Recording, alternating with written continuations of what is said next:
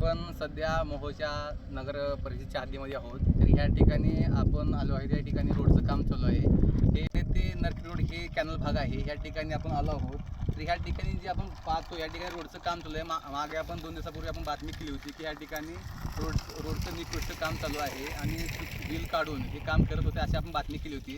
आज ह्याच ठिकाणी आपण आलो आहे. रोडचं काम चालू आहे, पण ह्या ठिकाणी जे मजूर आहेत जे काम करतात त्यांच्या पायामध्ये बूट नाही, डोक्यावर हेल्मेट नाही आणि त्यांच्या हातामध्ये हँड ग्लोव्ज नाही. आणि ह्या लोकांना काही जीवहानी म्हणजे काही जीवातास काही झालं गेलं तर ह्यांना जबाबदार कोण आहे?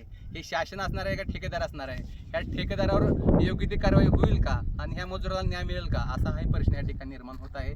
आपण पाहतो आता हा तरुण मुलगा आहे की काम करतोय. ह्याच्या पायामध्ये बघा चप्पल आहे, त्याच्या हातामध्ये बघा एक रुमाल आहे. तिथे बघा तुम्ही पाहताय की ह्याच्या आता एक मुलगा काम कशा पद्धतीने करतो ते बघता तुम्ही. आता इथं डांबर पडलं हातावर किंवा पायावर पडलं तर ह्याची जिम्मेदार कुणाला आहे? या ठेकेदाराला आहे का? हे ठेकेदारावर ह्याच्यावर कारवाई होईल का? हे करणार नाहीत. मला मुख्य अधिकारी साहेबांना एवढं सांगणं आहे, हे ठेकेदार कुणी का असणार याच्यावर कारवाई करावी. आणि ह्या मुलाला काय झालं गेलं तर ह्याच्यावर कोण करणार आहे सांगा ना? ह्यांच्यावर म्हणजे ह्यांच्यावर लक्ष देणार कोण आहे? ह्याकडे लक्ष देऊन या ठेकेदारावर कारवाई करण्यात यावी हेच माझी मागणी असणार आहे. आणि योग्य ते काम करावे ही आमची मागणी असणार आहे. इथं थांबतो. जय हिंद, जय महाराष्ट्र. नमस्कार, मी राम कांबळे. नरखेड रोड ते घाटणे रोड कॅनलच्या दक्षिणी बाजूचा हा डांबरीकरण रस्ता. याला मंजुरी मिळाली 94,95,592 रुपयाची.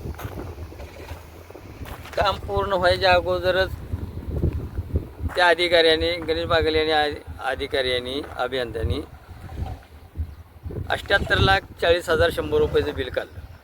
त्यावेळेस ह्या कामावर आलो. काम चालू आहे, पण मूळ ज्याच्या नावानं ठेका आहे ते रणजित हाके. रणजित हाकेला विचारलं तरी म्हणजे माझ्या मोहोळमध्ये भरपूर काम आहे ते, पण हायची तरी किती कामं? सब ठेकेदार कोण आहे? आता एक आम्हाला कळालं की साहिल शेख म्हणून नावाचा एक सब ठेकेदार आहे. आता साहिल शेख कोण ठेकेदार आहे? त्याच्याकडे लायसन आहे का काय चेक करावं लागेल. जर असं असेल तर खूप नगर परिषदेमध्ये हा घोटाळा म्हणायला काय हरकत नाही.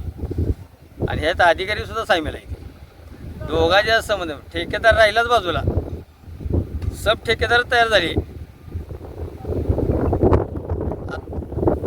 तरी माझी एक आता मला असं म्हणावं वेळ आली आहे की हाकेनं त्यानं काम विकलंय का काम घेतलंय का टक्केवारीवर दिलंय का साहिलच्या मागं आणखीन पडद्याच्या मागं कोण सूत्रधार आहे हीच काही कळायला मार्ग नाही. असं मोहोळमध्ये ती सगळंच अवघड आहे. असं म्हणलं तर मोहोळ काही सूत्राची चिन्ह दिसत नाही असं मला तर सध्या वाटत आहे.